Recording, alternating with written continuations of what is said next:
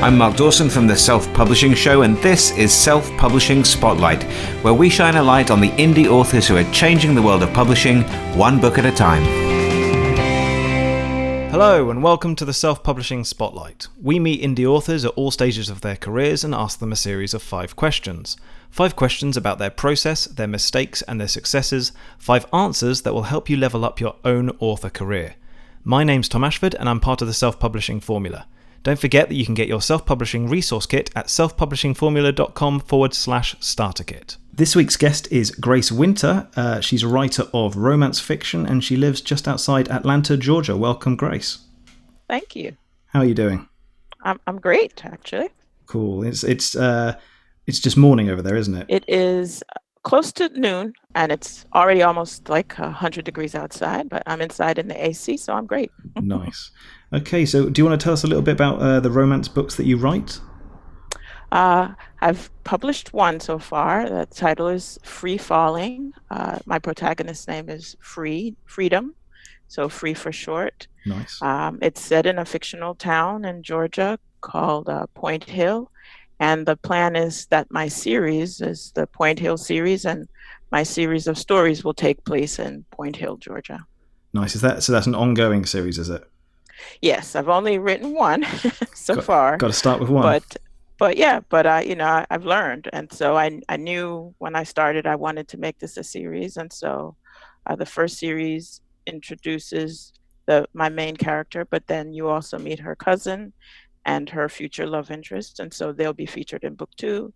And I set it up that way so that I can always do something in the town. The town is the center, so I can always create stories around the town. Awesome, sounds great. Okay, well, let's jump in with the 5 questions. And the first one is, why do you write? I've been reading since my parents say that I started reading at a very early age. And Jane Austen is one of my favorite writers. And I've always imagined myself in her stories. And growing up, I was born in Jamaica, West Indies, but raised in America. Growing up, I didn't find a lot of stories, particularly romantic stories, where Black women were centered. And so I knew that when I started writing fiction, I wanted to write romantic stories where Black women were centered. Great. So when did you start writing your first novel, or did you have other sort of drafts before your first published one? Oh, yeah. I probably wrote about 2 that are on a hard drive somewhere. Yeah. And Free Falling started out as a short story. My critique group and I were going to do sort of a group of short stories, but when they read it, they said, no, this needs to be a full-length novel. Right. And that's how Free Falling came about. So that was my first novel that I published, but not the first that I've written. Okay, and that was you self-published that first novel? Self-published.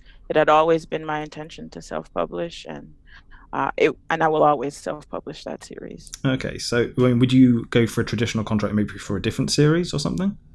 Well, yeah, as a matter of fact, I'm working on a YA sci-fi novel, and for just various reasons, I knew that I wanted to pursue traditional deal for that, but not for the reasons a lot of people pursue. I mean, I've learned so much about what happens in the traditional environment, and a lot of it doesn't appeal to me, but there's a reach and there's a specific audience for this kind of YA SFF, and I'm very interested in that audience, and so I am working on something for that. Yeah, I think we had a previous guest called Kim Thurlow, who I think she mentioned that with young adult, it can be good to get books on like physical bookshelves and stuff, just for reach and things. Absolutely, yeah. Cool. Well, question 2 is, how do you write, which is a bit easier to answer. So are you more of a plotter, or do you just sort of wing it as you go? I think I start out with the idea, which most of us do. We start out with this idea. I usually know how it begins and I usually know how it ends. When I was writing Free Falling, I didn't plot at all. I kind of pantsed it. It took me 3 years to write that. And I spent so much time revising. I promised myself that I wouldn't do that the second go around. So now that I've been working on the second book in the Free Falling series and also the YA that I plan to query, I've really put together a tight outline for them. But then I've also learned that the outline is great and I need it, but I give myself permission to vary from the outline, and that allows me to be more creative. So I guess I'm in the middle. Nice. Probably the best way. Yeah. No extremes. For me, yeah. And do you have a particular time and place that you like to write? I have an office in my house. I work from home, so I have an office here. Um, and the time and place the time I write varies. Used to be that I could wake up really early and do it first thing in the morning. And then I got older and I can't do anything much first thing in the morning anymore. So I find that sometimes the evening works best. So that actually varies from day to day, but I need a dedicated spot. I can't write on my bed or in my bedroom so it's either my office or I go to a coffee shop. Nice. And in terms of software, when you're writing, do you use things like Scrivener or Word or that sort of thing? Yes. So I draft in Scrivener and I revise in Word. For some reason, that works really well for me. I think the Scrivener part works because as I'm putting the scenes together, I can move things around if I find, well, this works better here. I'd like this to happen here. But once I've compiled it and brought it into Word and look at it in Word, any changes I make happen in Word. For some reason, I can't shift my brain back to the sort of blocked method of Scrivener. So I find both, I use both and I use them a lot. Cool. And in terms of formatting, do you use Vellum or Reedsy, or how do you approach that? Vellum. I'm Mac based, so I bought Vellum and I loved it. I've changed my cover after I launched, and I just found things that I need to correct, and Vellum has been a lifesaver, worth every penny. Yeah. Okay. Well, question number 3 is, are you a full-time author? If you are, how did you get there? And if you aren't, what steps are you taking to make it happen? I am not a full-time author. I hope to be in the future.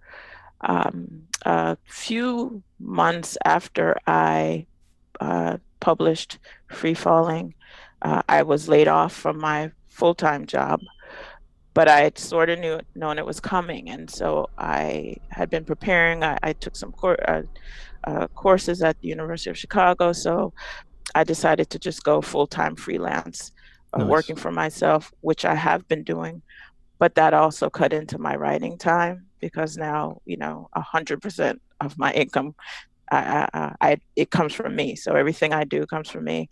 Yeah. So right now I'm juggling between doing the things that pay the bills now, and writing, which I know will pay the bills later.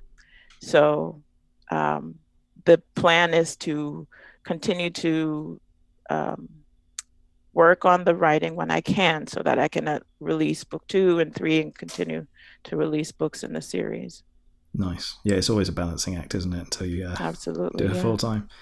Okay. Question number 4 is, what mistakes do you think you've made, and what have you got right? Ooh, how much time do you have? Yeah. So I wouldn't call it a mistake because I did what I thought was right at the time, but then I learned from the biggest one was I had the wrong book cover. I was targeting a romance market, a straight romance market, when I should have been going after closer to women's fiction. And so I had to change the book cover. A couple of the first reviews I got made it clear that the audience I went after with my cover wasn't the right audience.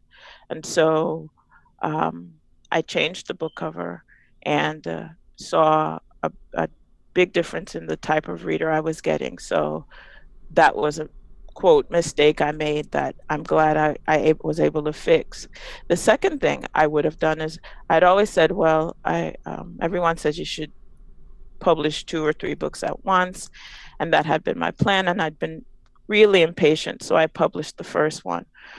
And at first I thought that was a mistake, but then I realized something. Had I published all three, I would have had all three covers in the wrong genre, right? Yeah. And would have had to go through the expense of changing all three. So I liked the fact that I published the one, able to learn the things I did about my market and my audience with that quote wrong book cover. And so now moving forward, books 2 and 3 will be a lot better. Those are the two main things I did wrong. Yeah. And of course, any book that's published rather than sitting on your computer is earning money. Yes. Oh, absolutely. And that's the other thing. I mean, one of the things that I did do right was publish the ebook and paperback when I started out. I was in Kindle Unlimited, but Kindle Unlimited allows you to do paperbacks. And so I, through CreateSpace and Ingram Spark, created paperbacks, and I sold quite a few paperbacks. Not only that, I was able to get into, I don't know if you've heard of the Ripped Bodice. It was US's first and only, for a while, all romance bookstore. Okay. And I was able to get my paperback in that bookstore. So very nice. That was good. I was happy about that. Awesome. Okay, well, the fifth and final question is, what's your final piece of advice for authors starting out in indie publishing? I think a lot of people starting out see it as just they're sort of very focused on one thing. And if you don't do steps 1A through F and don't do them in order and don't do them right, you've messed up and you can't start over and it's done. And I like to take a broader view of my self-publishing career. For one, this is something I'm going to be doing for as long as I can write and type and create stories. So I don't see these failures or these mistakes as stopping points. I see them as building blocks. And so I would encourage everybody not to let one setback get you down. Like the second day I published, I got a 1-star review, and it was so, it was a hard review to read. Yeah. But I took all the lessons I learned, and in a few days I had, reviews that countered that, and I'm up at 4.7 stars now. So I would say I would encourage people to take the long view of self-publishing and look at avenues in which it can help. I've gotten speaking engagements because I self-publish. I've taught workshops because I've self-published. So it isn't just about the one book or the 10 books you publish. I encourage people to look at the broad picture and what else can come from being a self-published author. Fantastic. Well, that's 5 questions, and there were some fantastic answers in there. So thank you very much for coming on. Thank you, and thank you for inviting me. I appreciate it. That's it for this week's Self-Publishing Spotlight. Don't forget that you can get your free self-publishing resource kit at selfpublishingformula.com/starter kit. And if you want to appear as a guest on this show, send us brief details about yourself and your writing at selfpublishingformula.com/spotlight-guest. I'm Tom Ashford, and I'll see you again next week.